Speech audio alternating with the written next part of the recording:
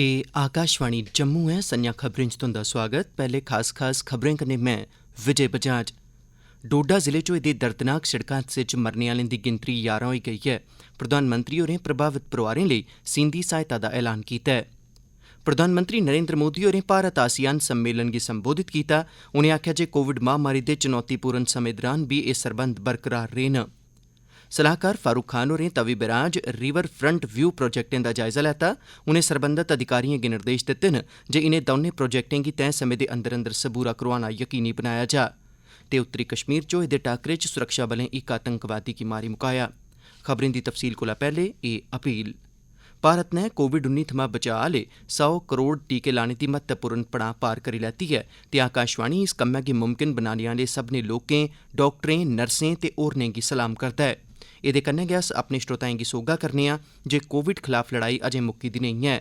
अस ओकड़े श्रोताएं गी जिनें अजें पूरी चाल्ली टीके नेईं लोआए दे न अपील करने आं जे ओह् तौले शा तौले टीका लोआई लैन ते टीका लोआने च दुए लोकें दी मदाद बी करन।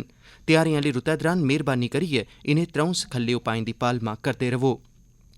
मुंहै पर मास्क पाओ, समाजी छिंडे गित्तै 2 गज दी दूरी रक्खो ते हत्थ ते मुंहै गी साफ सुथरा रक्खने पर चेचा ध्यान देओ। कोविड बारै कोई जानकारी ते मार्गदर्शन लैने लेई तुस राष्ट्री हैल्पलाइन नंबरें पर संपर्क करी सकदे हो। नंबर न 011 2397 8046 ते दूआ नंबर है 1075। खबरें दी तफसील कन्नै श्रुति खजूरिया। डोडा जिले च अज्ज पेश आए दे सड़क हादसे च 11 लोक मारे गे ते 14 होर घायल होई गे। एह् हादसा उसलै पेश आया जिसलै मिनी बस डूंगी खाई च जाई पेई। पुलसै दस्सेआ जे मिनी बस ठाठरी थमां डोडा जा'रदी ही जिसलै हादसे दा शिकार होई गेई। मारे गेदे 8 लोकें दी पंछान करी लैती गेई ऐ। हादसे दे फौरन मगरा मुकामी ते जिला प्रशासन आसेआ राहत ते बचाव अभियान चलाया गेआ। प्रधानमंत्री नरेंद्र मोदी होरें इस हादसे पर डूंगा दुख ते बसोस जाहिर कीता ऐ। प्रधानमंत्री नरेंद्र मोदी होरें मारे गेदे लोकें दे नेड़मे रिश्तेदारें लेई 2 लक्ख रपेऽ दी सींधी सहायता देने दी घोषणा कीती ऐ ते घायलें गी 50,000 रपेऽ देने दी गलाया ऐ। लेफ्टिनेंट गवर्नर मनोज सिन्हा होरें बी इस हादसे पर डूंगा दुख ते बसोस जाहिर कीता। उनें जिला प्रशासन गी हिदायत कीती जे प्रभावित परिवार गी सहायता ते मैडिकल सुविधा फौरी तौर पर उपलब्ध करोआई जा। लेफ्टिनेंट गवर्नर मनोज सिन्हा होरें डोडा आह्ले सड़क हादसे च मारे गेदे लोकें दे नेड़मे रिश्तेदारें लेई 2 लक्ख रपेऽ दी सींधी सहायता देने दी घोषणा कीती ते घायलें गी 1 लक्ख रपेऽ दी सहायता देने लेई आखेआ ऐ। उनें गलाया जे ओह् स्थिति पर नेड़मी तक्क रक्खा'रदे न ते प्रभावितें गी हर संभव सहायता दित्ती जाग। प्रधानमंत्री नरेंद्र मोदी होरें मेद जाहिर कीती ऐ जे कोविड दे दौर च भारत आसियान मित्रता भविक्ख च सरबंधें गी मजबूत बनाइयै रक्खोग ते लोकें बश्कार सद्भावना आधार बनोग। अज्ज 18वें आसियान भारत शिखर सम्मेलन गी संबोधित करदे होई उनें आखेआ जे कोविड करी सब्भनें गी बड़ी मतिएं चुनौतिएं दा सामना करना पेआ ऐ। उनें आखेआ जे इस चुनौतीपूर्ण समें नै भारत आसियान दोस्ती गी कसोटी पर बी परखेआ ऐ। मोदी होरें गलाया जे 2022 च भारत आसियान भ्याली दे 30 ब'रे होङन ते भारत दी आजादी दे 75 ब'रे। प्रधानमंत्री नरेंद्र मोदी होर अज्ज इटली ते बरतानिया दे 5 दिनें दे दौरे पर रवाना होआ करदे न। प्रधानमंत्री होर 16वें G20 शिखर सम्मेलन ते COP26 दे विश्व लीडरें दी शिखर बैठक च हिस्सा लैङन। अपने दौरे दे पैह्ले पड़ाव च प्रधानमंत्री नरेंद्र मोदी होर इटली दे प्रधानमंत्री हुंदे साद्दे उप्पर इस म्हीने दी 3 थमां 31 तोड़ी आयोजित होने आह्ले G20 शिखर सम्मेलन च शामल होने लेई रोम पुज्जङन। इस शिखर सम्मेलन च G20 मुल्खें दे राष्ट्रध्यक्ष, यूरोपियन यूनियन, होर सद्दे गेदे मुल्ख ते अंतर्राष्ट्रीय संगठन दे सदस्य हिस्सा लै करदे न। प्रधानमंत्री होर सम्मेलन दे बाह्र इटली दे प्रधानमंत्री सने केइएं लीडरें कन्नै दपक्खी बैठकां लाङन। इस बैठक च 120 थमां मते मुल्खें दे राष्ट्रध्यक्ष हिस्सा लै करदे न। लेफ्टिनेंट गवर्नर हुंदे सलाहकार फारूक खान होरें मुतलका अफसरें गी हिदायत कीती ऐ जे तवी बैराज ते तवी रिवर फ्रंट विकास परियोजना गी समें सिर मुकम्मल करन। एह् हिदायतां उनें दौनें परियोजनाएं दी प्रगति दा बैठक दौरान जायजा लैने मगरा दित्तियां। बैठक च जम्मू दे डिवीजनल कमिशनर डॉ राघव लंगर, सिंचाई ते हाड़ें दी रोकथाम, इरा ते होर दुए मुतलका अधिकारी मौजूद हे। जम्मू कश्मीर प्रशासन नै तवी बैराज, जिसी आमतौर पर कृत्रिम झील बी आखेआ जंदा ऐ, दे बकाया कम्में गी नमें सिरेआ मंजूरी दित्ती। एह्दे पर अंदाजन लागत 73 करोड़ 34 लक्ख रपेऽ दी औग। एह् परियोजना इक महत्वै आह्ली परियोजना ऐ जेह्दे कन्नै जम्मू खित्ते च सैलसफा गी बड़ा मता बढ़ावा थ्होग। सेहत मंत्री मनसुख मांडविया होरें नमीं दिल्ली दे विज्ञान भवन च बक्ख बक्ख राज्यें ते केन्द्र शासित प्रदेशें दे सेहत मंत्रिएं कन्नै गल्लबात कीती।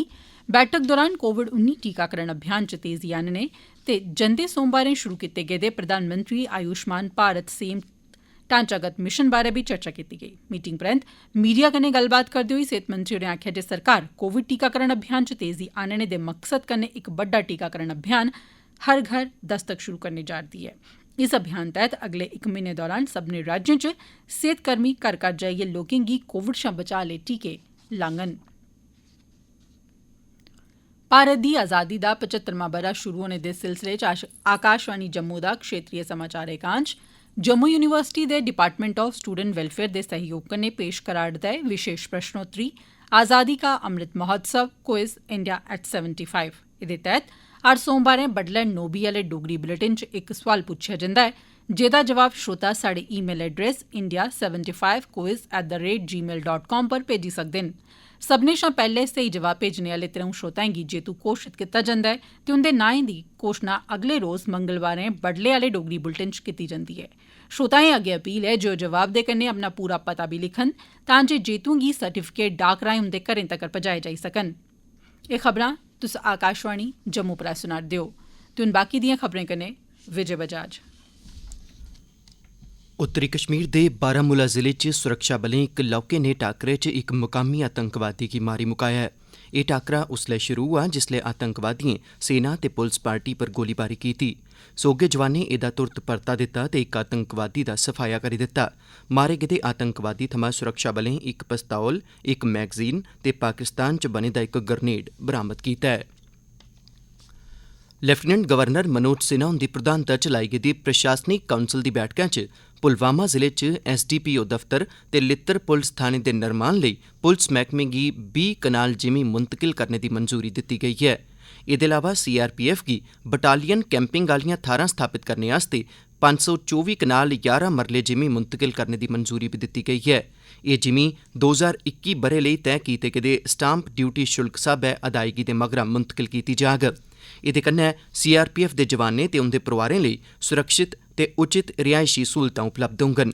एह्दे अलावा प्रशासनिक काउंसल नै प्रधानमंत्री विकास पैकेज तैह्त नियुक्त कीते गेदे कश्मीरी विस्थापित मुलाजमें आस्तै इक BHK आह्ली रिहायश दे निर्माण लेई कुपवाड़ा, बारामूला ते बडगाम जिलें च आपदा प्रबंधन, राहत, आबादकारी ते पुनर्निर्माण मैह्कमे गी 122 कनाल जिमीं मुंतकिल करने दी अपनी मंजूरी बी देई दित्ती है।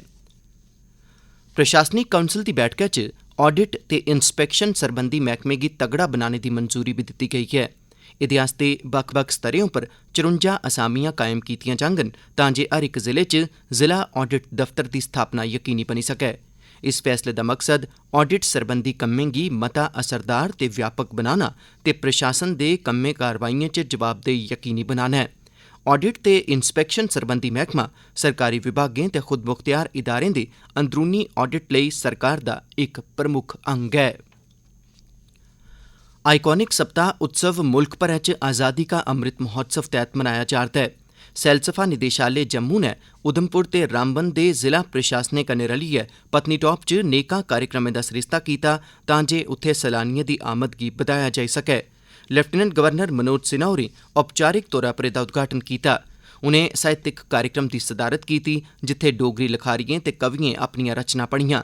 किट्ठ गी संबोधित करदे होई लेफ्टिनेंट गवर्नर मनोज सिन्हा होरें आखेआ, आज पत्नीटॉप की इन खूबसूरत वादियों से देश को एक बड़ा संदेश आप सब दे रहे हैं। कला के क्षेत्र का उद्देश्य यही था, पहाड़ी हो, गोजरी हो, डोगरी हो, स्थानीय भाषाएं, उनकी मिठास और उनके अनुराग यहाँ के लोगों के सामने भी और देश के सामने भी प्रस्तुत किया जा सके ताकि उस भावना को और मजबूत बनाया जा सके। इन भाषाओं के प्रमोशन की जिम्मेदारी निश्चित रूप से प्रशासन की है, सरकार की है। हम उसे आगे बढ़ाने की हर कोशिश भी करेंगे। कवियों, लेखकों की उदात्त चेतना को एक ऐसा प्लेटफॉर्म ये प्रदान करेगा जो जम्मू कश्मीर और हमारी महान और द्वितीय परंपरा को आने वाले दिनों में आगे बढ़ाएगा।